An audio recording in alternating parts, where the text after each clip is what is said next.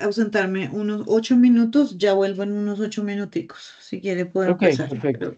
pero Ok, sí, no hay Dios, problema. gracias. Bueno, muy buenas noches para ambos, para Diana y para Edward. Muchas gracias por su asistencia a esta primera web conferencia del curso Gerencia Financiera, periodo 803 de 2025. Yo he elaborado unas diapositivas y bueno, las voy a compartir. Recuerden en cualquier momento, si tienen alguna duda, alguna inquietud, pues tienen toda tranquilidad de hacer la pregunta y pues yo les colaboro respondiéndola. Yo voy a leer las primeras 6 diapositivas y luego, pues, alguno de ustedes me colabora leyendo las demás, ¿sí? Leyendo la siguiente, luego nos turnamos y así. ¿Ok? Muy bien. Entonces, permítanme un momento, ya les comparto las diapositivas. Un momento busco el archivo. Listo.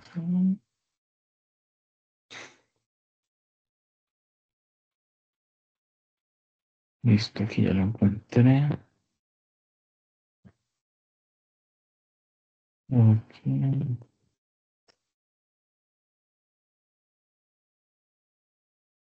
Perfecto, entonces voy a compartir pantalla.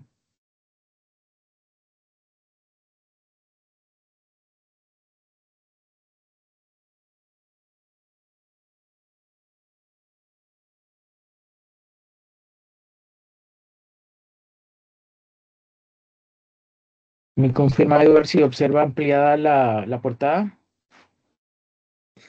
Sí, señor. Ok, Sí, perfecto, profe. muchas gracias. Bueno, entonces, como observan allí en color verde, tenemos las temáticas que vamos a ver hoy, que son fuentes de financiamiento, clasificación y ventajas, costo de capital, WACC, que es el Weighted Average Capital Cost, el EVA, Economic Value Added o valor económico agregado, y el MBA o Market Value Added o valor agregado de mercado. Bueno, vamos a ver las fuentes de financiamiento de la empresa. La empresa necesita pues recursos financieros con los cuales poder financiar las inversiones necesarias para la realización de su actividad productiva, así como para hacer frente al pago de los gastos corrientes originados por la misma.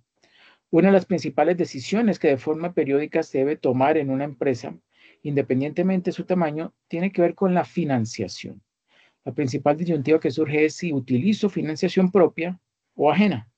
Claro está, cuando se dispone de la primera, que es algo que muchas veces no ocurre. Relación entre estructura económica y fuentes de financiación. El activo de la empresa está integrado por el conjunto de bienes y derechos que son propiedad de la empresa. Estos bienes y derechos constituyen las inversiones de la empresa. La estructura económica viene determinada por la forma en la que se distribuye el activo en los distintos bienes y derechos. Para hacer frente a estas inversiones, la empresa necesita recursos financieros. En el patrimonio neto y pasivo se recogen las fuentes de financiación de la empresa, esto es, las deudas y su financiación, en la fecha a la que se refiera el balance, ¿sí? El balance o estado de situación financiera. La estructura financiera viene determinada por la forma en que se distribuyen las partidas que integran el patrimonio neto y el pasivo. El activo representa lo que tiene la empresa y el pasivo representa cómo se ha pagado lo que se tiene. Por tanto, es lógico que ambas cantidades coincidan. Fuentes de financiación. El análisis de la estructura financiera, neto más pasivo de la empresa, permite distinguir entre recursos permanentes y pasivo corriente. Recursos permanentes son los fondos propios y el pasivo no corriente, como por ejemplo las deudas a largo plazo. Son aquellas fuentes de financiación que se encuentran a disposición de la empresa, ¿cierto? En un periodo largo de tiempo. El pasivo corriente, pues está integrado por las deudas que vencen en un periodo breve de tiempo, como por ejemplo las provisiones y deudas a corto plazo. Bueno, ahora veamos la correspondencia entre estructura económica y estructura financiera. Entre la estructura económica y la estructura financiera existe una estrecha correspondencia. En primer lugar, los importes o los valores del patrimonio neto y el pasivo siempre deben coincidir. ¿Mm? Pero al margen de esta identidad contable, el hecho es que las decisiones de financiación condicionan las de inversión y a su vez son limitadas por ellas.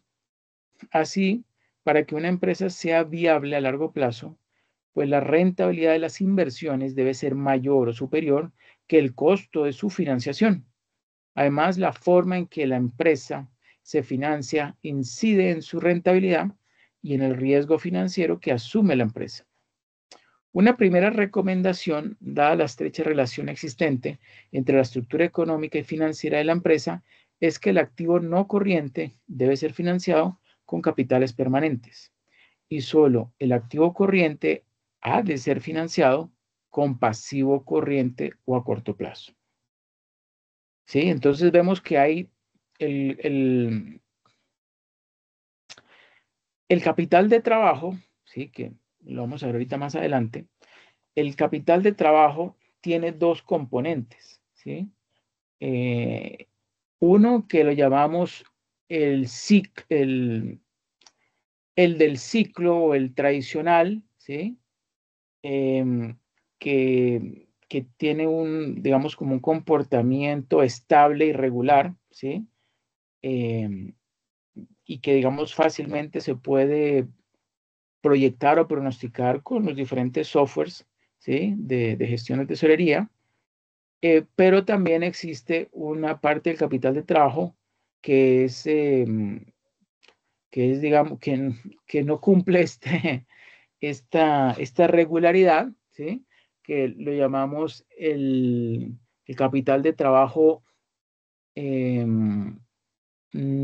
podemos llamarlo como no irregular, podemos llamarlo irregular, ¿sí? Que surge cuando se toman decisiones que no estaban planeadas, pero que benefician a la empresa. Por ejemplo, la empresa recibió una oferta de un proveedor donde le estaba ofreciendo unos insumos que son necesarios para la empresa para prestar su servicio, ¿sí?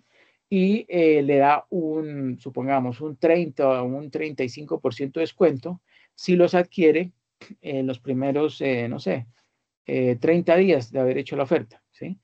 Entonces, y la empresa, vamos a suponer que tiene espacio en las bodegas para almacenar, esos insumos.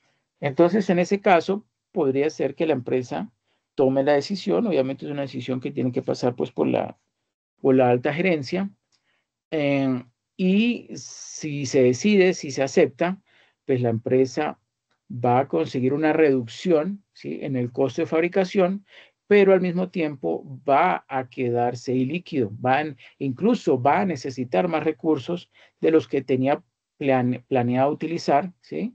Y entonces ahí surge en ese momento, pues, la necesidad de un capital extra para poder, pues, pagar esos insumos que no se tenían planeado comprar, ¿sí? Y eso, digamos que se financia o se puede financiar toda vez que la diferencia entre el patrimonio neto y el pasivo de largo plazo, ¿sí? Que serían como las dos fuentes de financiamiento, al restarle la compra o la inversión en activos fijos, entonces genere una diferencia o un resultado positivo, ¿sí? Es decir, que ese valor del patrimonio neto y del pasivo a largo plazo, si es superior a activos fijos, entonces se genera un capital de trabajo, una fuente de recursos para financiar el capital de trabajo irregular que yo acabé de mencionar. Y bueno, eso va a permitir pues que la empresa pueda costear esa compra, pero también podría ser que no sea suficiente y él tenga que de todas formas solicitar o pedir recursos a terceros, pero obviamente va a ser una menor proporción. Entonces, digamos que la generación de intereses va a ser un poco inferior. Eso entonces, pues sería muy, muy favorable para la empresa. ¿Okay? Bueno, entonces siguiendo con este tema, vemos allí cómo la ecuación de equilibrio que ustedes conocen o habrán escuchado en contabilidad, es la que dice que el activo, el valor de los activos, que por cierto está al lado izquierdo del balance, es igual o debe ser igual para que esté equilibrado a la sumatoria del patrimonio neto más el pasivo, ¿cierto?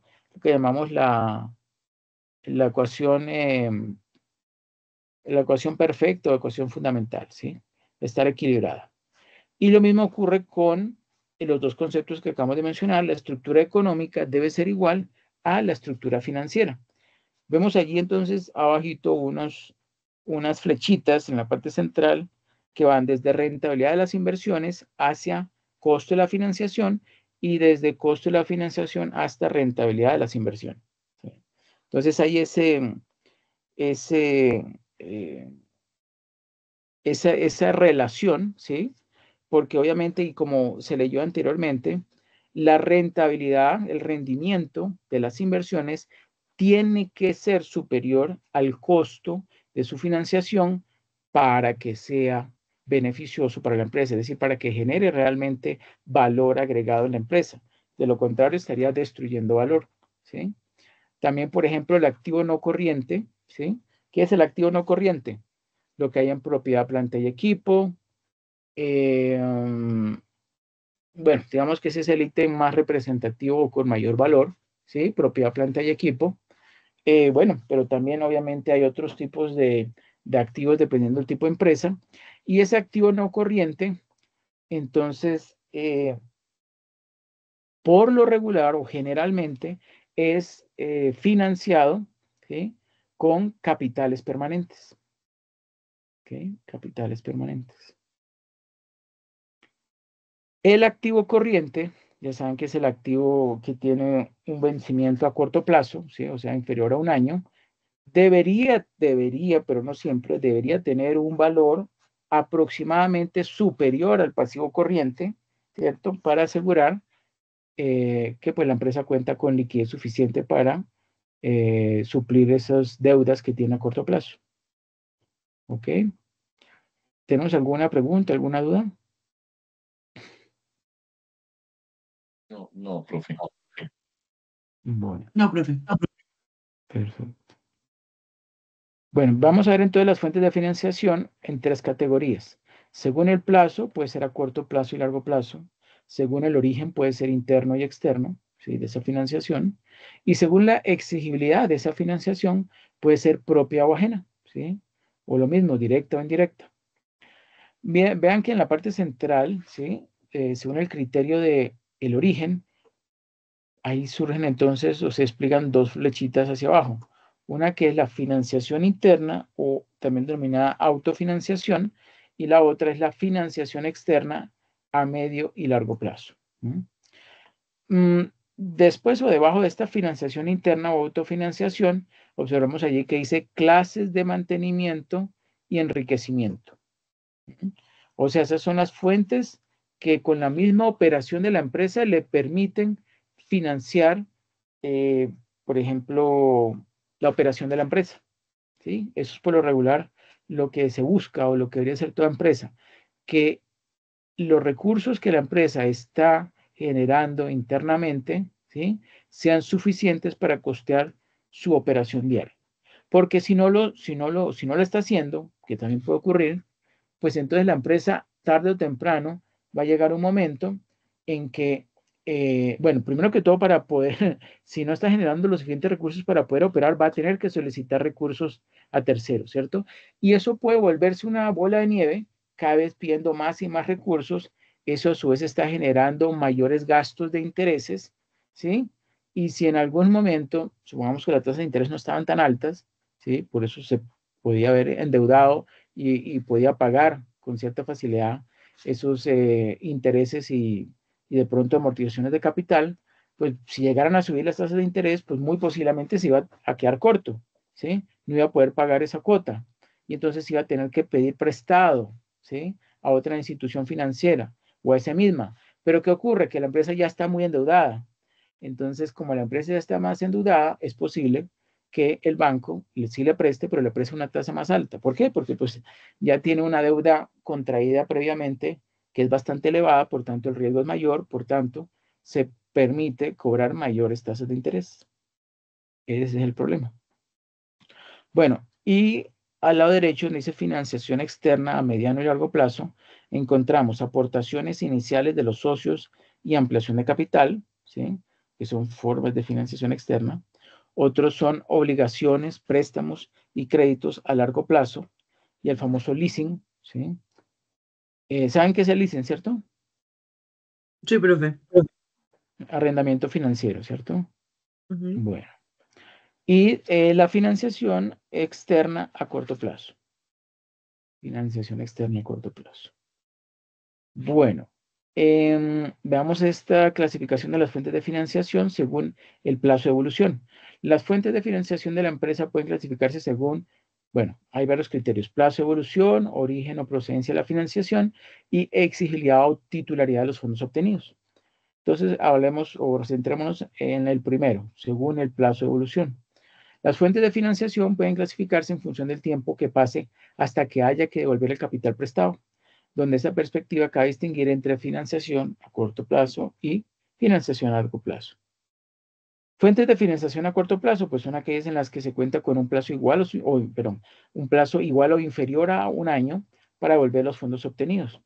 Y las fuentes de financiación a largo plazo, pues son al contrario, ¿no? Son aquellos en las que el plazo de evolución de los fondos obtenidos es superior a un año.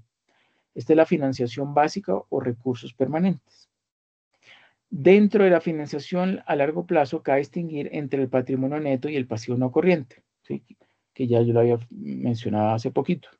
El patrimonio neto, pues son aportaciones de los socios y retención del beneficio en forma de reservas, amortizaciones y provisiones, junto con las subvenciones de capital obtenidas. Y el pasivo no corriente, pues son préstamos, empréstitos, leasing, entre otros. Ahora veamos según el origen de la financiación. Según esta clasificación, las fuentes de financiación pueden dividirse en función de si los recursos se han generado en el interior de la empresa o bien han surgido desde el exterior de la empresa, ¿sí? Aunque finalmente hayan llegado a ella. Según este criterio, cabe distinguir entre financiación interna y financiación externa. La financiación interna está constituida por aquellos fondos que provienen de la propia empresa, de la propia operación de la empresa, ¿sí? Que son, por ejemplo, cuentas por cobrar, ¿cierto? Que se adelantó el pago, ¿sí? Aunque se les dio crédito a los clientes o se les dio un descuento, se hacían el pago dentro de los primeros, por ejemplo, 60 días por política de la empresa, pues entonces eso va a representar, ¿cierto? Que la empresa va a contar con unos recursos que va a poder aprovechar o poder utilizar para algunas operaciones de la empresa diarias, como por ejemplo pagarle a los proveedores, pagar servicios, pagar parte de la nómina, etcétera, etcétera. Esos adelantos de capital pues son muy buenos, ¿no? Para las empresas.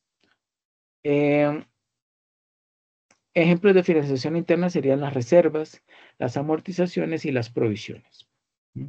La financiación externa está constituida por los fondos que provienen del exterior de la empresa. Ejemplos son financiación externa como préstamos, empréstitos y aportaciones realizadas por los socios. Bueno, otro criterio según la titularidad de los fondos obtenidos. Las fuentes de financiación pueden clasificarse según si los medios de financiación pertenecen a los propietarios de la empresa o si pertenecen a personas ajenas a la empresa. Según este criterio, las fuentes de financiación se clasifican en financiación propia y financiación ajena, ¿sí? La financiación propia es la también llamada no exigible, ¿sí? Es aquella en la que no hay que devolver los fondos recibidos. Ejemplos de financiación propia serían las aportaciones de los socios, que no se devuelven pues solo en caso de una disolución de la empresa. En este caso, pues se hablaría de financiación propia externa, ¿sí? También están las reservas, también están las amortizaciones y las provisiones. Bueno, la financiación ajena es aquella en la que el titular de los fondos prestados es ajeno a la empresa y por lo tanto hay que devolvérselos. Las fuentes propias de financiación y los recursos internos son a largo plazo, mientras que los recursos ajenos pueden ser, ¿sí? O pueden devolverse a corto o a largo plazo. Una clasificación de las distintas fuentes de financiación se recoge en esta figura número 6, esta grande que tenemos aquí. En ella aparecen las distintas fuentes de financiación ordenadas según las distintas clasificaciones que acabamos de ver.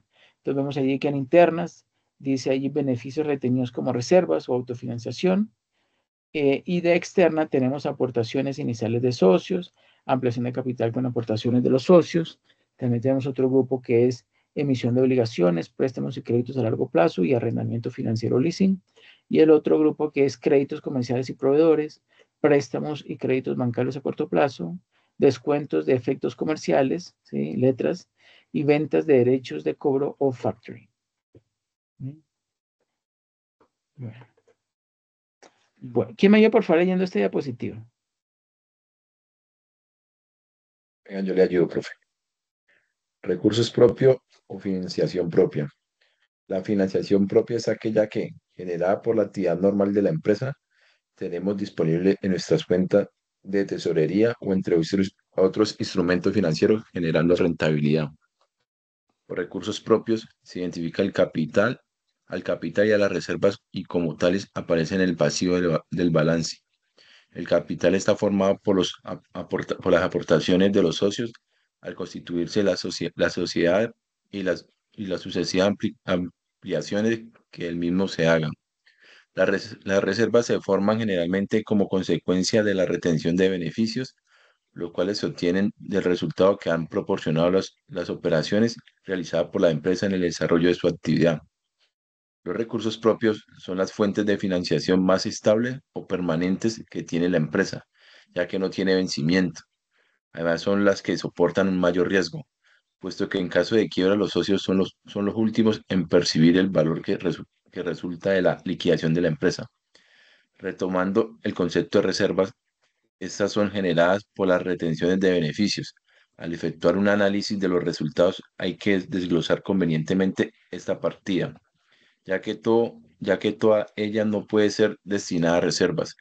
En este desglose de los resultados, una parte de ellos tendría que ser destinada al pago de impuesto a Hacienda, otra parte se destinará a retribuir a los propietarios de la empresa en forma de dividendos y el resto pasa a reservas, que se repartirá entre reservas propiamente dicha, legal, estatutarias, voluntarias, etcétera, y amortizaciones técnicas. Las reservas son haciendas o pagos al fisco y las amortizaciones a los dividendos. La interpretación de esta figura es clara, pues los cuadrantes de la derecha, hacienda y dividendos, supone salidas de recursos financieros de la empresa en forma de pagos dinerarios, mientras que los otros dos cuadrantes, reservas y amortizaciones, se quedan en la empresa constituyendo la denominada financiación interna o autofinanciación. Ok, perfecto, muchas gracias. Bueno, yo sigo. La financiación interna o autofinanciación está integrada por aquellos recursos financieros que la empresa genera por sí misma, sin necesidad de tener que acudir al mercado financiero. Por tanto, la autofinanciación de una empresa está formada por los beneficios que se han ido reteniendo a lo largo del tiempo, los cuales se destinarán a financiar el crecimiento de la empresa y al mismo tiempo de la capacidad productiva de la misma. En consecuencia, según la función que cumplen estos fondos, se distinguen dos tipos de financiación interna. La formada por los beneficios que se retienen para mantener la capacidad productiva de la empresa, es la denominada autofinanciación de mantenimiento, que se haya recogida en el balance o en estado de situación financiera, en las cuentas relativas a fondos de amortización y también en las cuentas de previsiones y provisiones, cuya finalidad es la de mantener intacta la riqueza o capital de la empresa. La otra financiación interna corresponde a beneficios retenidos para acometer nuevas inversiones que conlleven al crecimiento de la empresa. Es la denominada autofinanciación por enriquecimiento o autofinanciación propiamente dicha, y que en el balance se haya recogido en las cuentas de reservas, ¿sí? Que pueden ser legal, reserva estatutaria, reserva voluntaria, ¿sí? Que son ¿qué? Pues remanentes de ejercicios anteriores, así como también, remanente de ejercicios anteriores, reservas especiales, etcétera, las cuales suponen un incremento del patrimonio neto. Veamos ahora entonces la autofinanciación por mantenimiento, ¿sí? El primer tipo de autofinanciación. Entonces, las amortizaciones y su función financiera. Las amortizaciones son costes de producción como los materiales, la mano de obra, la energía, entre otros. Dentro del costo de producción, La parte que corresponde a las amortizaciones, pues procede del valor que se da al desgaste que tienen los equipos industriales, ¿sí? Por su utilización en el proceso de producción. Los bienes de equipo, ¿sí? Al igual que cualquier otro elemento del activo, pierden valor al colaborar en el proceso productivo o incluso por el mero transcurso del tiempo. Solo aquellos elementos patrimoniales que prestan servicio durante varios ejercicios económicos son susceptibles de ser depreciados. Se denomina amortización a la imputación o asignación de la depreciación al coste de la producción industrial y se denomina fondo de amortización a un fondo que se crea para compensar la pérdida de valor o depreciación que experimentan ciertos elementos patrimoniales. A esta pérdida de valor se le asigna un costo, el cual se carga a la producción. Amortizaciones y provisiones. Las amortizaciones, contablemente hablando, son la imputación al beneficio de cada ejercicio económico de la depreciación sufrida en ese ejercicio por los activos no corrientes. Son costos que se deducen de los ingresos para calcular los beneficios. Económicamente, el efecto es el mismo.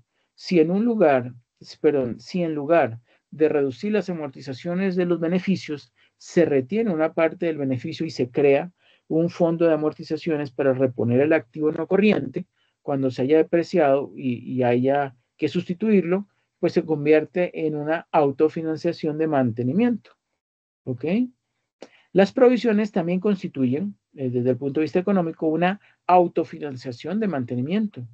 Son cantidades que al calcular el beneficio se reducen de los ingresos para cubrir pérdidas que aún no se ha declarado, perdón, que aún no se han declarado o no se han puesto de manifiesto, como por ejemplo las que se realizan cuando se sabe que un cliente no pagará su deuda. Este tipo de autofinanciación implica financiación de inversiones para mantener el valor productivo de la empresa. Las amortizaciones y provisiones son fondos registrados en el estado de resultados como gasto que no suponen una salida de caja al exterior en el corto plazo, ni se encuentran inmovilizados esperando a su fin. La amortización es un fondo para evitar la descapitalización como consecuencia del agotamiento y obsolescencia de los activos y que puede ser usado para su reemplazo o actualización. Las provisiones nacen con el objeto de cubrir pérdidas que se pueden producir en el futuro. Ahí tenemos entonces insolvencias, depreciación de existencias, pagos por planes internos de pensiones, etc. Bueno, cuando la empresa vende sus productos, al cobrar el impuesto de sus ventas, obtiene unas cantidades de dinero que le permiten recuperar el valor de los factores incorporados al producto. Dicho fondo, dichos recursos se van engrosando cada año por un importe igual al valor, ¿cierto?, de la depreciación correspondiente. Y al final de la vida económica del bien amortizable, pues podrá el empresario reponerlo con el dinero acumulado en el fondo de amortización. Esa es la gran ventaja, ¿no? El fondo de amortización. Amortizaciones, pues entonces constituyen una fuente interna de recursos financieros muy importante, ya que desde que comienza la depreciación de los equipos industriales hasta la fecha en que hay que reponerlos, pues suele transcurrir un periodo de tiempo bastante largo. Mientras tanto, las cuotas de amortización que se van acumulando constituyen un volumen de fondos muy considerable, muy grande. Los recursos financieros generados por las amortizaciones, al igual que ocurre con las reservas, se van invirtiendo en la empresa casi de forma espontánea a medida que se van generando. Cuando llegue la hora de renovar los bienes amortizables, la empresa debe disponer de los recursos financieros correspondientes, pero dichas disponibilidades no tienen por qué derivarse necesariamente de la liquidación de las inversiones en que inicialmente se ha ido materializando el fondo de amortización, sino que pueden provenir de cualquier otra alternativa financiera que la dirección de la empresa haya podido arbitrar, como emisión de acciones, emisión de obligaciones, liquidación de una inversión, retención de beneficios, etc. Lo importante es que la dirección de la empresa se anticipe y arbitre las soluciones financieras más convenientes y no que la necesidad de renovación pues le sorprenda cuando desde el punto de vista financiero sea demasiado tarde, ya sea a que los fondos de amortización están comprometidos en inversiones a largo plazo o que la capacidad de crédito de la empresa está muy deteriorada o que la situación del mercado de emisión de acciones no es buena o que la baja rentabilidad de la empresa no permita retener beneficios, etc. La función financiera de las amortizaciones estará condicionada por la situación en que se encuentra la empresa. Puede ser que esté en expansión, estabilidad o recesión, lo que a su vez dependerá de la propia política de la empresa y sobre todo de la situación del mercado. En épocas de expansión, los fondos de amortización financian partidas que contribuyen a la expansión de la empresa. En épocas de estabilidad o recesión, pues con los fondos de amortización se podrán devolver deudas, con lo cual se evita el pagar intereses por ellas, así como reducir la dependencia financiera externa. Esto hará aumentar la autonomía financiera de la empresa, para que en el momento en que sea oportuno reiniciar la expansión, pues poder acudir a la obtención de créditos. Provisiones. Las provisiones son retenciones de beneficios que se hacen en la empresa para constituir fondos de provisión con los que hacer frente a pérdidas ciertas que todavía no se han producido y a gastos futuros, como los destinados a fondos de pensiones, pagar impuestos, afrontar responsabilidades procedentes de litigios en curso, indemnizaciones, entre otros. Autofinanciación por enriquecimiento. La autofinanciación por enriquecimiento está formada por beneficios que no se reparten a los propietarios, sino que se retienen en la empresa para la realización de nuevas inversiones y para que la empresa crezca. En el balance, esta partida se halla recogida en las cuentas de reservas, legal, estatutaria, voluntaria, especiales y remanentes de ejercicios anteriores. Hay que tener presente que los beneficios que una empresa obtiene durante el ejercicio económico no se hayan depositados en la caja de la empresa en forma de dinero, ni tampoco en una cuenta corriente de un banco en espera de si se decide repartirlo o retenerlo. No. El beneficio se va generando a lo largo de diversos ciclos de explotación y se va materializando en bienes y derechos de diversa índole, ¿sí? Respetando el derecho de que los propietarios tienen, ¿sí? Posibilidad de obtener una rentabilidad sobre el capital que han puesto a disposición de la empresa, la cual dependerá de los beneficios que se repartan. Consideramos que para que la empresa se mantenga en el mercado y pueda pues, crecer, es necesario que cuente con recursos procedentes del desarrollo de su actividad o de la operación de la empresa. De lo contrario, la empresa se descapitalizará y acabará desapareciendo, lo que yo había comentado inicialmente. Por ello, desde el punto de vista económico-financiero, se considera la autofinanciación, ya sea por enriquecimiento o por mantenimiento, como una fuente de financiación de carácter permanente, lo que significa que debe de formar parte de los capitales permanentes. Bueno, ¿quién me ayuda, por favor, leyendo esta diapositiva?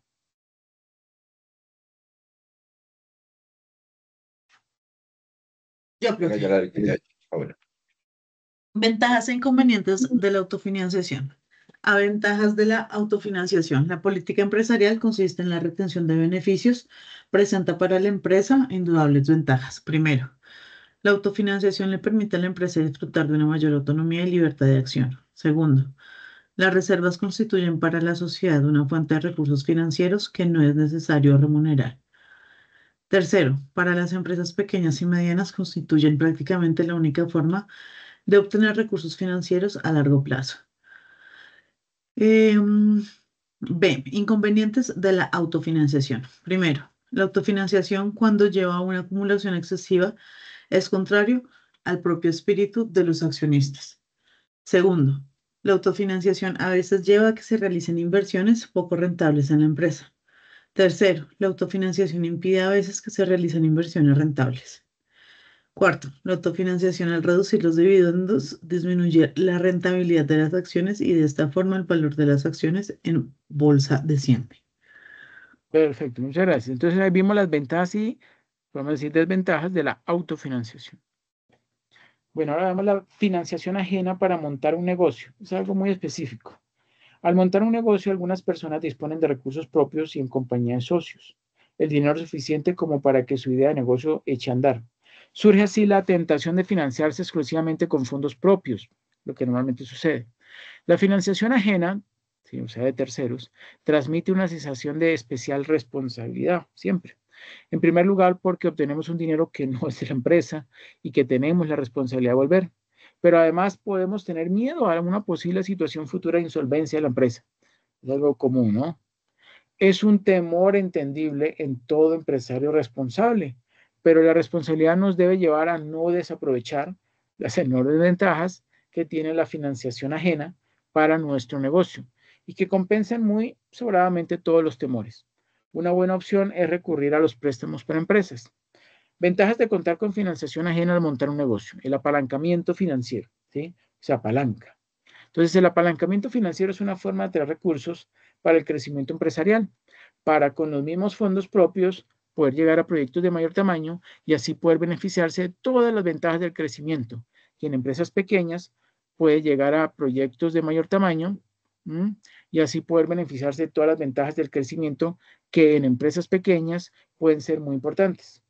Uno de los problemas de la pequeña empresa es precisamente estar en una trampa de pequeño tamaño que la lleve a desaprovechar buenas oportunidades que aporten rentabilidad. Pero además el apalancamiento financiero es una vía para mejorar la rentabilidad de los recursos propios, al permitir alcanzar la financiación necesaria para obtener un determinado beneficio con una menor necesidad de recurrir a fondos propios. Aunque es cierto que se incrementa también el riesgo de nuestra empresa.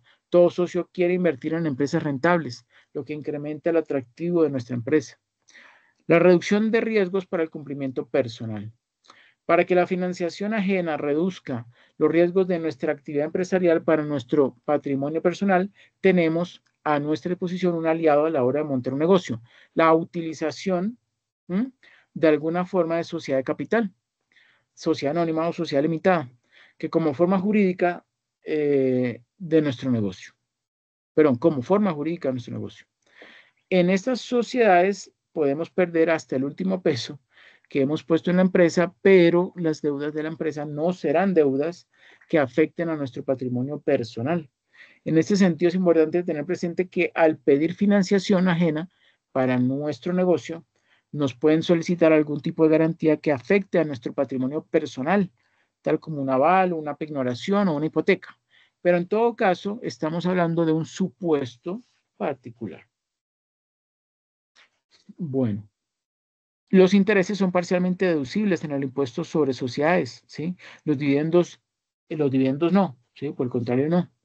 Aunque con limitaciones, los intereses que remuneran la financiación ajena son fiscalmente deducibles, obviamente hasta cierto punto, ¿sí? Que eso lo establece la DIAN, mientras que los dividendos que remuneran a los fondos propios no lo son. Eso hace que podamos obtener un beneficio o un mayor beneficio después de impuestos, optando por financiar una parte de nuestro activo con financiación ajena. La financiación ajena nos sitúa en la línea correcta de salida para cualquier negocio, ¿sí? La planificación. Muchas son las buenas ideas empresariales que por desgracia no han llegado a buen puerto por falta de una correcta planificación. En el arranque, el plan de negocio es una herramienta indispensable para montar un negocio. Al montar un negocio, todo emprendedor debe tener presente lo que un plan de negocio debe ser y lo que no, ¿sí? Lo que no debe ser, para ser una herramienta que logre resultados al servicio de nuestra empresa. El plan de negocios ha de servirnos de herramienta para lograr convencer de que somos merecedores de financiación ajena. Obtener financiación ajena puede ser uno de los objetivos de la mayoría de los planes de negocio, pero en el camino habremos reforzado y dado viabilidad a una idea, habremos ideado los medios para reforzar y aprovechar nuestras ventajas y fortalezas y reducir nuestras debilidades. Y la financiación ajena en el arranque del negocio es la primera prueba de fuego de nuestra estrategia de comunicación. Uno de los retos más importantes de la empresa es su estrategia de comunicación, tanto interna como externa.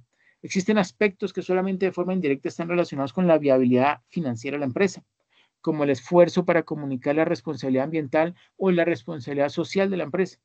Pero se puede decir que con todas las diferencias que existen, lógicamente en función de los destinatarios, objetivos y formas de comunicar, la empresa tiene un objetivo fundamental en la mayoría de sus acciones de comunicación y es mostrar que es un proyecto que merece la pena. Se trata de convencer de que la empresa dará beneficios, ofrecerá un buen producto, que será competitiva, que pagará puntualmente, que ofrecerá buenas oportunidades laborales, etc. Para que quienes no presten se convenzan de que nuestra empresa se merece esta financiación ajena y debemos hacer el primer gran esfuerzo para convencer a otras personas de que el proyecto pues merece la pena. La experiencia nos servirá en otros muchísimos ámbitos de comunicación. Bueno, ¿qué me ayuda por favor leyendo financiación externa? Yo, profe. Financiación externa y mercado financiero, mercado de dinero y mercado de capitales. Financiación externa. La financiación externa de una empresa son los medios con los que cuenta esta para hacer frente a sus compromisos de pago o para realizar inversiones productivas para un mayor crecimiento del negocio de forma sostenida en el tiempo. La financiación externa está formada por aquellos recursos financieros que la empresa obtiene del exterior. La financiación interna o autofinanciación resulta normalmente insuficiente para satisfacer las necesidades financieras de la empresa y ésta tiene que acudir a la llamada financiación externa, bien sea emitiendo acciones, ampliando su capital o emitiendo obligaciones, con lo cual las empresas se endeudan, o acudiendo al mercado de crédito para obtener préstamos a corto, mediano, medio o largo plazo. El circuito de financiación externo siempre debe estar activo y es aquel que no depende de los recursos propios de la empresa ni de su reserva. El modelo de negocio ideal es aquel que combina porcentajes de distribución equitativo, de financiación interna y de financiación externa. Un modelo de negocio con elevada financiación externa, perdón, un modelo de negocio con elevada financiación externa puede llevar al apalancamiento y al endeudamiento excesivo, además de una dependencia importante en agentes externos cuya solvencia puede ser limitada. A su vez, un modelo único de financiación externa con un porcentaje de distribución del capital en financiación ajena muy elevado puede traer consigo costes muy importantes debido a que hay que pagar un coste adicional para acceder a esa financiación. La financiación de una empresa lo podemos encontrar en el balance de situación, en la categoría de pasivos corrientes y no corrientes, donde se distingue la deuda a corto plazo y a largo plazo respectivamente, y se corresponde con los recursos ajenos. Perfecto, muchas gracias. Bueno, yo continúo. Las aportaciones iniciales de los socios y las ampliaciones de capital son una fuente de financiación externa, propia y consiguientemente a largo plazo. Las aportaciones iniciales de los socios y las ampliaciones de capital son unos fondos que no se devuelven, salvo en caso de liquidación de la sociedad, por lo que son por definición a largo plazo. Las aportaciones iniciales de los socios es el capital aportado en el momento de constitución de la empresa. Las ampliaciones de capital son aportaciones posteriores de los socios. Perdón, las ampliaciones de capital son aportaciones posteriores de los socios. Las ampliaciones de capital. Una empresa que ya está en funcionamiento puede obtener recursos del exterior mediante la captación de capital nuevo. Como vimos en las sociedades anónimas, el capital se encuentra dividido en partes alícuotas denominadas acciones y a los socios se les denomina accionistas. Por tanto, en estas sociedades, las ampliaciones de capital, que supone un incremento del número de acciones, pues se realiza mediante la emisión de nuevas acciones. Conviene señalar que no todas las ampliaciones de capital ni todas las emisiones de acciones generan nuevos recursos financieros para la empresa. Para evidenciar este hecho, consideremos los dos casos siguientes. Primero, cuando una empresa transfiere parte de las reservas, que en su mayoría provienen de la autofinanciación y son capital propio, a la cuenta de capital, pues el capital se amplía, pero se trata de un simple apunte contable, sin que se produzca ninguna aportación de recursos. Cuando esto ocurre, a los accionistas se les entregan acciones liberadas, esto es, acciones por las que no tienen que pagar nada. Segundo, si a los acreedores de la empresa se les ofrece la posibilidad de cambiar la deuda por una participación accionaria. En este caso se emiten nuevas acciones, pero tampoco se produce una nueva aportación de recursos financieros. Ampliaciones de capital por nuevas aportaciones de recursos. En los dos casos considerados, la ampliación de capital no conlleva la obtención de nuevos recursos financieros para la empresa. Vamos ahora a analizar las consecuencias de una ampliación de capital que se realiza a partir de nuevas aportaciones. Si una empresa decide llevar a cabo una ampliación de capital emitiendo nuevas acciones con el mismo valor que las antiguas, deberá de tener en cuenta el efecto que se ocasionará sobre el valor contable teórico para compensar a los antiguos accionistas. Al aumentar, ojo, el número de accionistas y permanecer constante los fondos propios, ¿qué pasa? Pues el valor contable teórico se reducirá, lo que ocasionará un perjuicio a los antiguos accionistas. Este efecto se conoce como efecto dilución, que tiene lugar porque los nuevos accionistas participan de las reservas constituidas por los antiguos accionistas. Existen dos formas de evitar este perjuicio para los antiguos accionistas: estableciendo una prima de emisión u otorgándoles derechos preferentes de suscripción. Prima de emisión, pues el establecimiento de una prima de emisión consiste en emitir las acciones sobre la par, es decir, a un precio de emisión superior al valor nominal, la diferencia de la prima de emisión. En este caso, la parte del precio de emisión que corresponde al valor nominal se incorpora al capital social y el resto, o sea, la prima de emisión, se destina a una cuenta de reservas, por lo regular. Derecho preferente de suscripción. El establecimiento de derechos preferentes de suscripción suponen que los antiguos accionistas tienen preferencia para la adquisición de nuevas acciones. Cada acción antigua incorpora un derecho preferente para la adquisición, ¿cierto?, de un número de títulos proporcional al de los que posean, de nuevas acciones que se podrán ejercitar o ejercer dentro del plazo que conceda la empresa. Transcurrido el plazo, el derecho pierde todo su valor, por lo que solo hay dos alternativas: ejercerlo suscribiendo nuevas acciones o venderlo. Costo de capital. El costo de capital es esa fuente de financiación que no es cero. Tiene un coste como cualquier otra fuente financiera, ya que deben atenderse las expectativas de los socios. Ese costo se concreta en dividendos y reservas. Dividendos: el reparto de beneficios entre los accionistas no es obligatorio, pero resulta necesario. Si una empresa no reparte dividendos, los accionistas no se verán motivados a mantener sus ahorros invertidos en acciones de esa empresa. Preferirán comprar acciones de otras empresas que sí reparten dividendos de forma regular, lo que supondrá para la empresa una reducción del precio de sus acciones. Cuando esto ocurra, la empresa tendrá dificultades para acceder a esta fuente de financiación. Si la empresa no reporta dividendos suficientes, puede suponer un coste en términos de una pérdida de valor bursátil de sus acciones. Reservas. Las reservas inmovilizan unos recursos financieros que podrían ser invertidos y dar una rentabilidad. Si bien las reservas aumentan el patrimonio neto de la empresa y el valor de la acción, en este caso hablaríamos no de un coste explícito, sino de un coste de oportunidad. Ventajas de las aportaciones iniciales de los socios y de las ampliaciones de capital.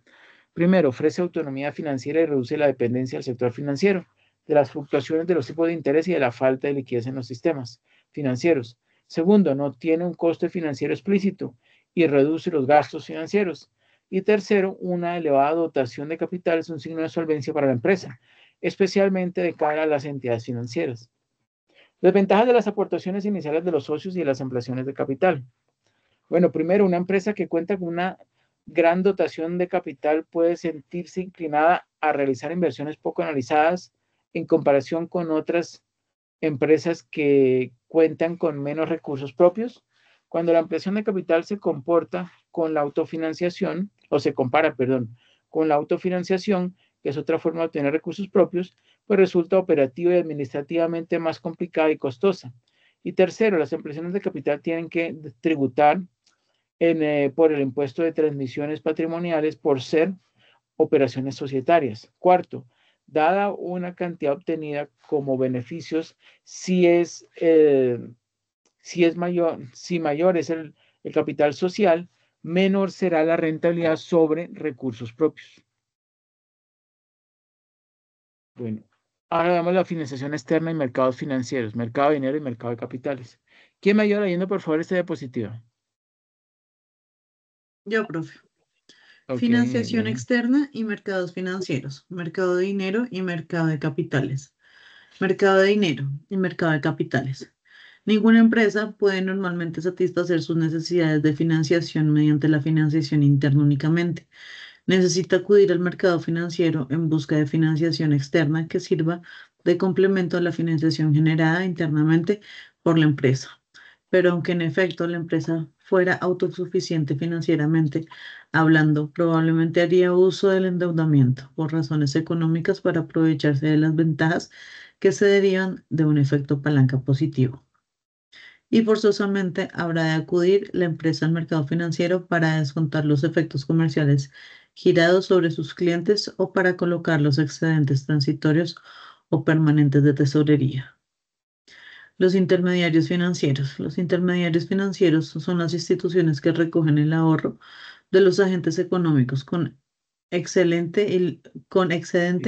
lo que hace, lo que hacen llegar a los agentes económicos con carencia o déficit, o los invierten ellos mismos en determinados tipos de activos financieros, lucrándose con la diferencia entre los tipos de intereses de las operaciones activas y colocantes y las operaciones pasivas o depositadas. Por eso, no, por lo que se refiere al caso concreto de España.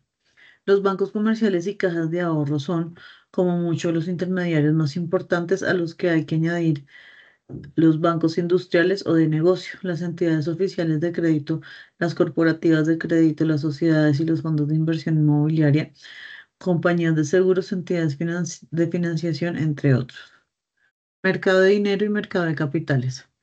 En el mercado financiero cabe distinguir dos submercados que constituyen a su vez mercados, a saber, el mercado de dinero y el mercado de capitales.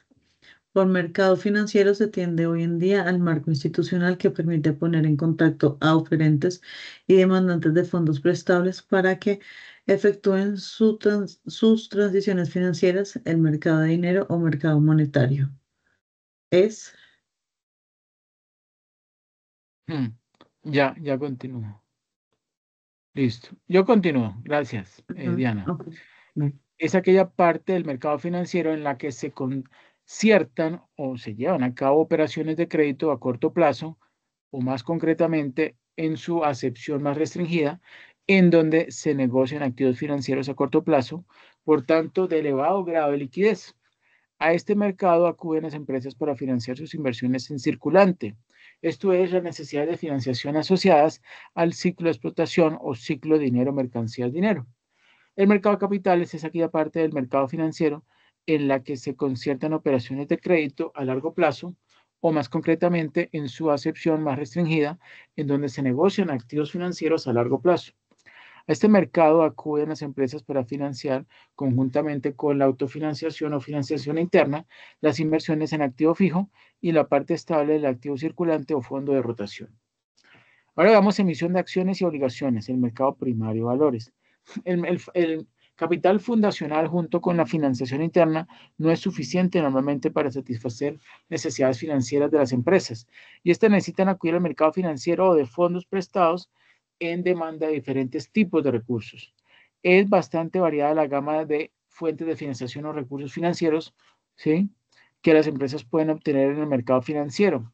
Aumento del capital propio mediante la emisión de acciones o incremento del endeudamiento a través de la emisión de obligaciones, así como obtención de créditos a corto plazo, mediano y largo plazo. El mercado primario de valores o mercado de emisión es donde se venden por primera vez los valores o las acciones, ¿sí?, los instrumentos financieros, ¿sí?, los valores mobiliarios como acciones, obligaciones, etcétera, mientras que el mercado secundario es donde se negocian esos valores que no han sido previamente colocados en el mercado primario. Bueno, ya vamos a empezar a ver un poquito de capital de trabajo, CT, que es la inversión de una empresa en activos a corto plazo. ¿Cuáles son esas cuentas? Efectivo, valores negociables, cuentas por cobrar e inventarios. El capital de trabajo neto, o neto, son los activos circulantes menos los pasivos circulantes.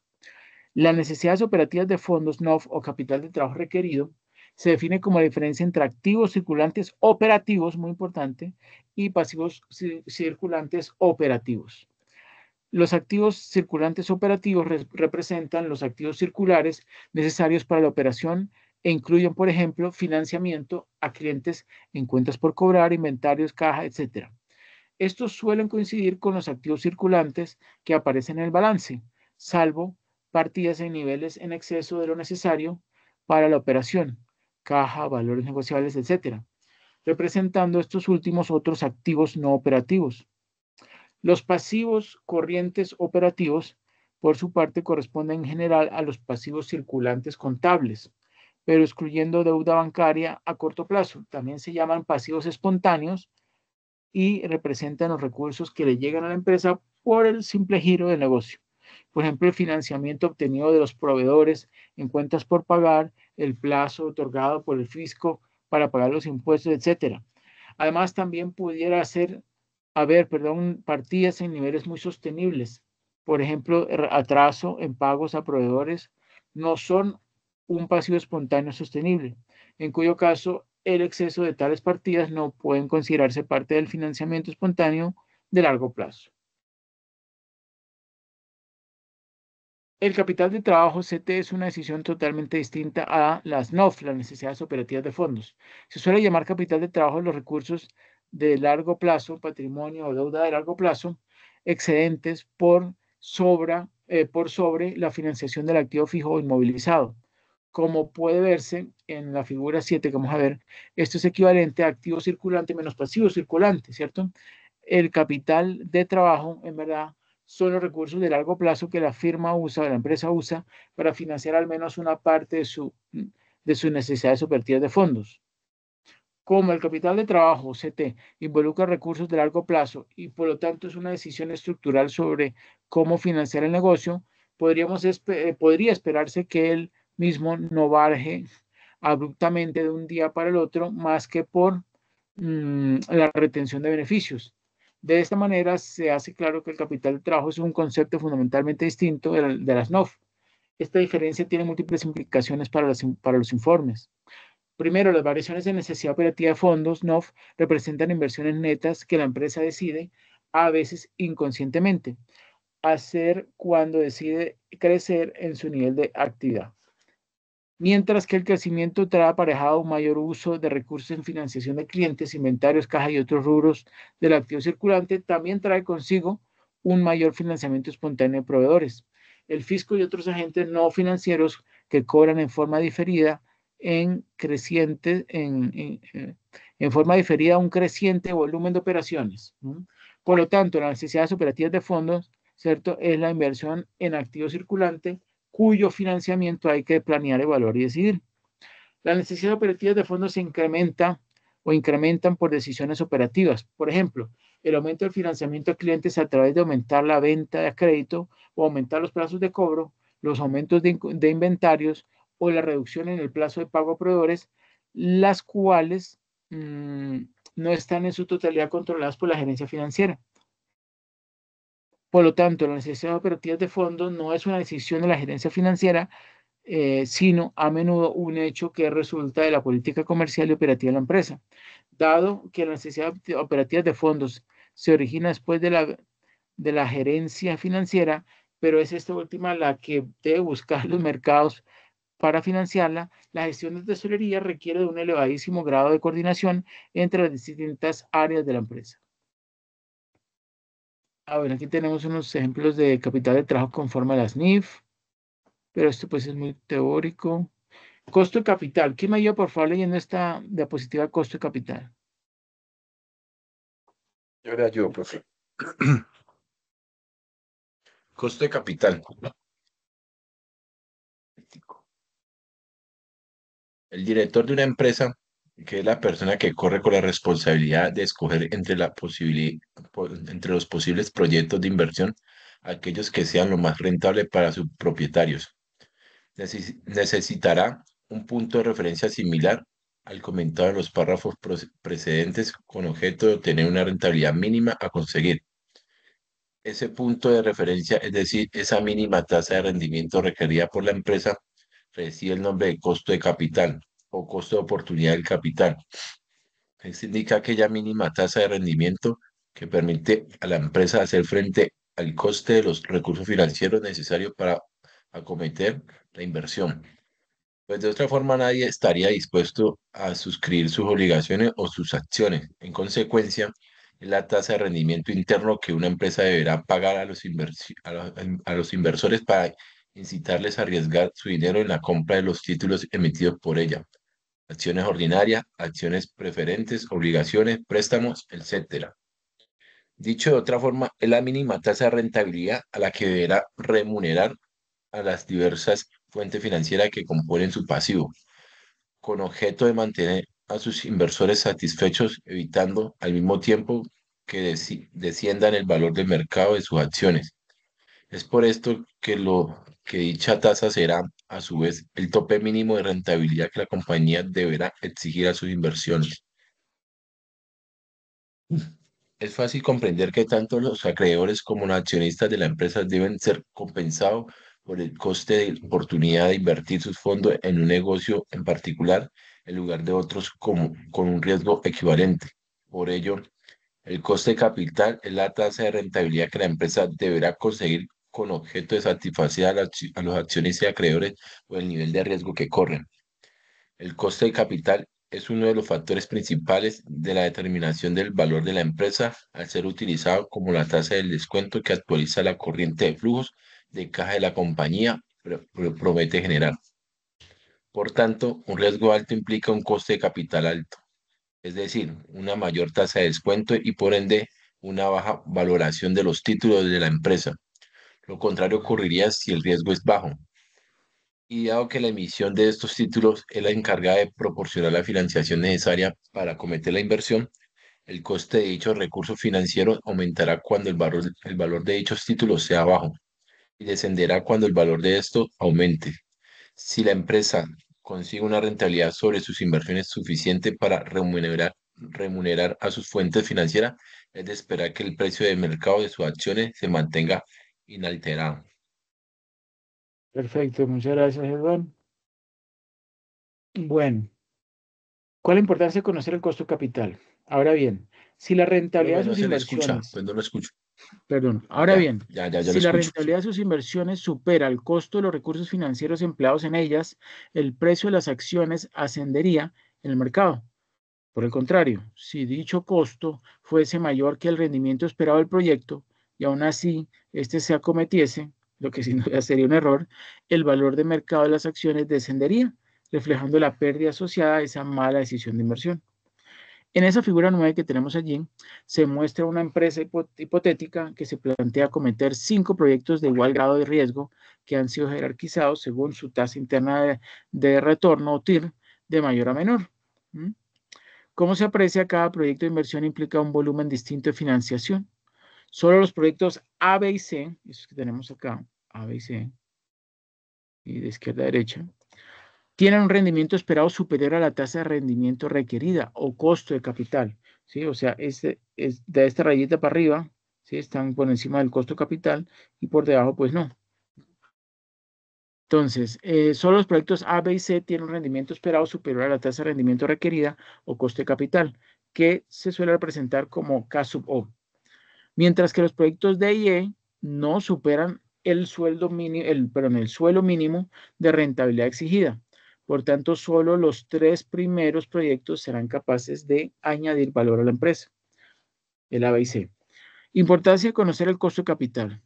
Las razones que avalan la importancia de conocer el costo de capital de una empresa son 3. Primero, la maximización del valor de la empresa de la empresa que todo buen directivo deberá perseguir implica la minimización del costo de los factores, incluido el de capital financiero. Y para poder minimizar este último es necesario saber cómo estimarlo. Segundo, el análisis de los proyectos de inversión requiere conocer cuál es el costo del capital de la empresa con el objeto de acometer las inversiones adecuadas. Tercera, otros tipos de decisiones, incluidas las relacionadas con el leasing, la refinanciación de la deuda y la gestión del fondo de rotación de la empresa.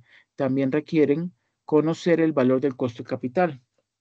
La estimación del costo de capital se hace más fácil en la teoría que en la práctica. Por ello, acometeremos el estudio de la misma siguiendo una serie de pasos. Primero, los factores que determinan el costo del capital. Segundo, los supuestos básicos del modelo del costo de capital. Tercero, los tipos de recursos financieros. Cuarto, la determinación del costo de capital de cada fuente financiera. Y quinto, el cálculo del costo de capital medio ponderado. Bueno, entonces son 4 las condiciones económicas: las condiciones de mercado, las condiciones financieras y operativas de la empresa, la cantidad de financiación necesaria para realizar las nuevas inversiones, aunque todos ellos podríamos sumirlos o resumirlos más bien diciendo que el costo de capital de la empresa es función de la oferta y demanda de dinero y del riesgo de la empresa. Entonces vamos a analizar las condiciones económicas. Este factor determina la demanda y la oferta de capital, así como el nivel esperado de inflación. Esta variable económica viene reflejada en el tipo de interés sin riesgo, como el rendimiento de las emisiones a corto plazo realizadas por el Estado. ¿Sí? ¿Emisiones de qué? De deuda. Dado que este se compone del tipo de interés real pagado por el Estado y de la tasa de inflación esperada. Cuando varía la demanda de dinero con relación a la oferta, pues los inversores alteran su tasa de rendimiento requerida. Así, si se produce un aumento de la demanda sin que la oferta reaccione proporcionalmente, pues los inversores aumentarán su rendimiento requerido. El mismo efecto se producirá si se espera un aumento de la inflación. Por el contrario, si aumenta la oferta monetaria o se espera un descenso del nivel general de precios, se producirá un descenso del rendimiento requerido en cada proyecto de inversión. Segundo, las condiciones del mercado. Cuando el riesgo del proyecto aumenta, el inversor exigirá una mayor tasa de rendimiento requerida, haciendo lo contrario en el caso de que aquel descendiese. A la diferencia entre el rendimiento requerido de un proyecto de inversión con riesgo y al de otro idéntico, pero carente de este, se le denomina prima de riesgo. Por ello, cuanto mayor sea el riesgo, cuanto mayor sea el riesgo, mayor será dicha prima y viceversa. Si además el activo, que puede ser acción, obligación, etcétera, es difícilmente revendible porque el mercado para el mismo es bastante estrecho, también podemos decir que el activo en cuestión es poco líquido, existirá una importante prima de liquidez que aumentará aún más el rendimiento mínimo exigido. Así, por ejemplo, cuando un inversor se plantea adquirir acciones de una empresa que no cotizan en bolsa o invertir su dinero en obras de arte, etcétera, tiene que ser consciente de lo poco líquidos que son este tipo de inversiones y que por tanto su prima de liquidez pues será mayor, ¿no? Será importante. Tercero, las condiciones financieras y operativas de la empresa. El riesgo o variabilidad del rendimiento también procede de las decisiones realizadas en la empresa. El riesgo se divide en dos clases. Por un lado, el riesgo económico, que hace referencia a la variación del rendimiento del activo de la empresa y que depende de las decisiones de inversión de la empresa. Por otro lado, el riesgo financiero se refiere a la variación en el rendimiento obtenido por los accionistas ordinarios de la compañía como resultado de las decisiones de financiación en cuanto al uso de la deuda y de las acciones preferentes. Cada vez que estos riesgos aumenten, el rendimiento requerido también lo hace y por tanto el costo de capital pues también aumenta. Cuarto, la cantidad de financiación. Cuando la necesidad de financiación de la empresa aumentan, el costo de capital de la empresa varía debido a una serie de razones. Por ejemplo, cada vez que emiten títulos hay que hacer frente a los denominados costos de emisión o flotación. Estos costos son menores cuanto mayor es el volumen de la emisión. También si la empresa solicita un volumen de financiación realmente grande en comparación con el tamaño de la misma, pues los inversores dudarán de la capacidad de la directiva de absorber eficientemente esa gran cantidad de dinero, lo que hará que aumente su rendimiento requerido y por tanto el costo de capital. Además, cuanto mayor volumen de acciones se emita, mayor será el descenso del precio de las mismas en el mercado, lo que redundará en un aumento del costo de capital. Es preciso señalar sobre el tema del riesgo que este puede ser eliminable en algunos casos mediante una buena diversificación. A este tipo de riesgos se denomina riesgos específicos, ¿sí? O no sistemáticos, como por ejemplo el riesgo económico, el riesgo de liquidez, el riesgo financiero, etcétera. Pero que todos ellos se pueden eliminar realizando una diversificación eficiente de nuestro dinero. Mientras que en otros casos el riesgo no se podrá reducir más allá de un valor determinado. A este tipo se le denomina riesgos sistemáticos, ¿sí? Como por ejemplo el riesgo de inflación, el riesgo de interés, etc. Es importante esta diferenciación porque la prima de riesgo de un proyecto de inversión cualquiera solo incorpora el riesgo sistemático al que está expuesto dicho proyecto y no su riesgo específico que se ha debido eliminar convenientemente a través de una buena diversificación. Supuestos básicos del modelo del costo capital. Entonces, primer supuesto, el riesgo económico no varía, dado que el riesgo económico de una empresa se define como la posible variabilidad de los rendimientos de una inversión. El nivel de dicho riesgo viene determinado por la política de inversiones seguida por la directiva de la compañía. A su vez, tanto la tasa de rendimiento requerida sobre los títulos de una empresa como el costo del capital de la misma son una función del riesgo económico, puesto que si este último variase, cambiarían también las otras dos variables. Y habida cuenta de lo difícil que resulta averiguar qué parte de la variación del costo del capital se debe a alteraciones en el riesgo económico, supondremos que cualquier inversión cuyo análisis estemos considerando no alterará significativamente dicho riesgo. Concretando, el costo de capital es un criterio de inversión apropiado solo para aquellos proyectos de inversión que tienen un riesgo económico similar al de los activos existentes en la empresa.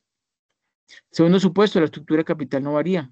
El riesgo financiero fue definido anteriormente como el riesgo adicional que tienen los accionistas ordinarios como resultado de la de la decisión de financiar los proyectos de inversión mediante deuda y opciones preferentes.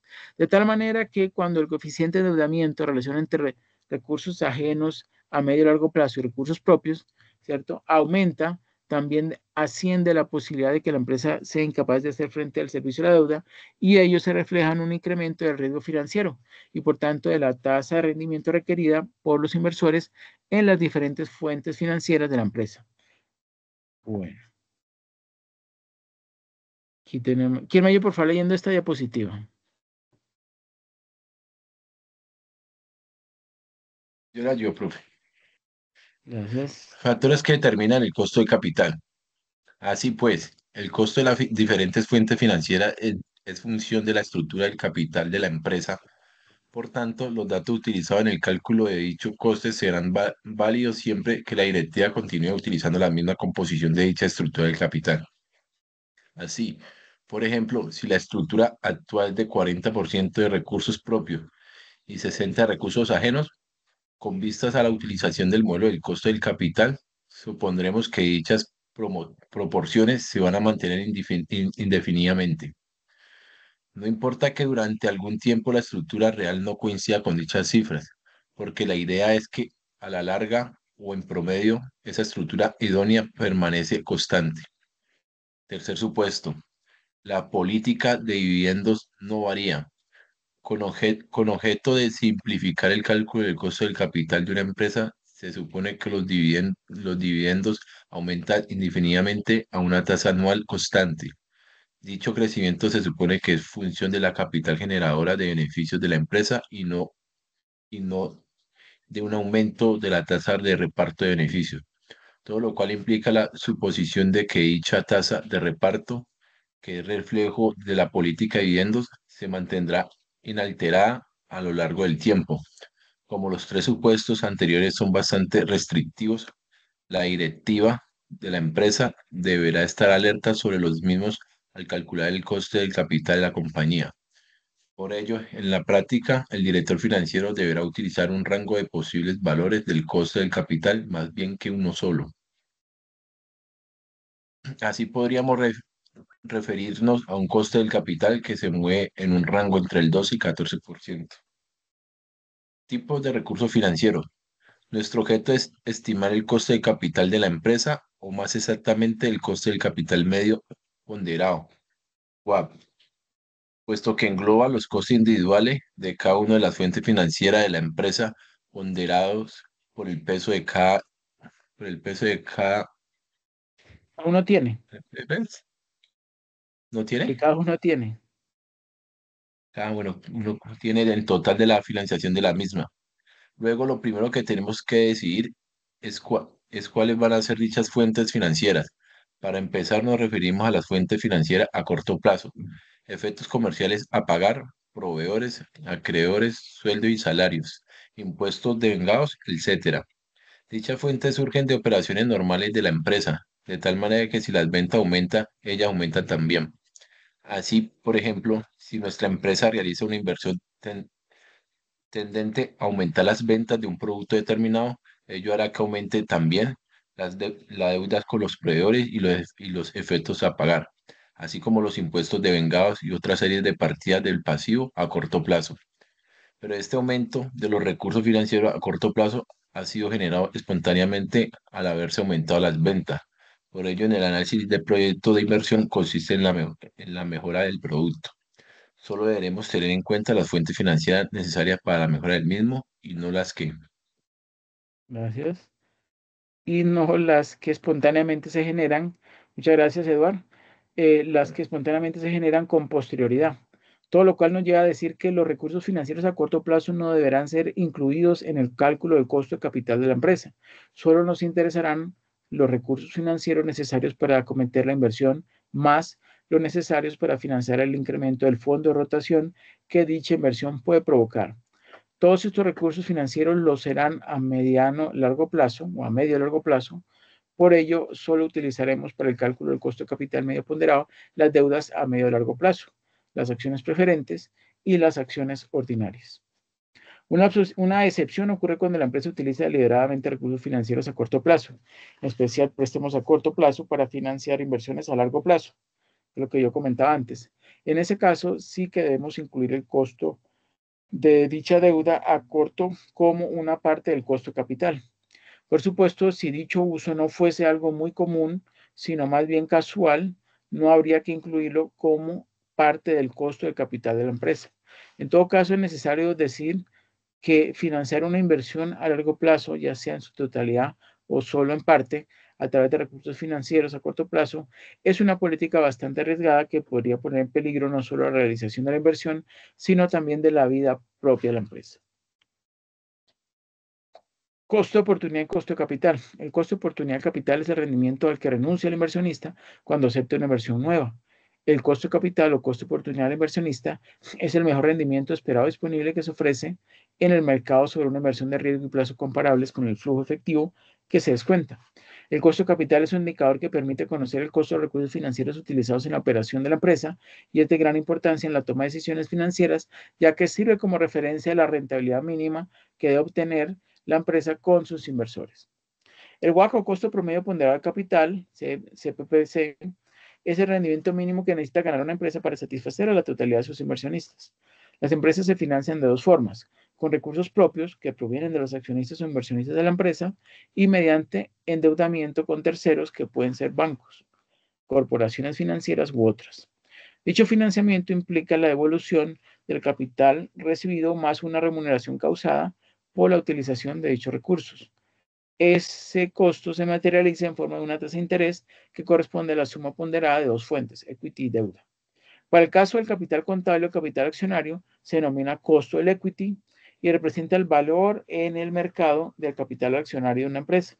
Para calcularlo, se toma el número de acciones en circulación y se multiplica por su precio unitario. Cuando la fuente es el valor de mercado de la deuda, se denomina costo de la deuda. Si dicha tasa se obtiene la tasa que cobran las entidades financieras por los créditos otorgados, la suma de K sub E y K sub D se representa con la letra V. Es de vital importancia comprender que el costo capital de una inversión depende del riesgo de esta. Muy importante.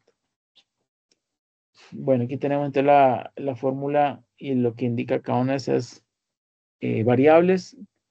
Entonces dice allí el WACC o CPPC es igual a K sub E, que es el costo del equity, multiplicado por E, que es el monto del equity o valor de capitalización bursátil de la empresa, dividido entre V, que es la sumatoria de equity y de deuda, y todo eso más K sub D, que es el costo de la deuda, multiplicado por el valor del monto de la deuda, dividido la V, que es la suma de equity más deuda, y todo ello multiplicado por 1 menos T, ¿sí?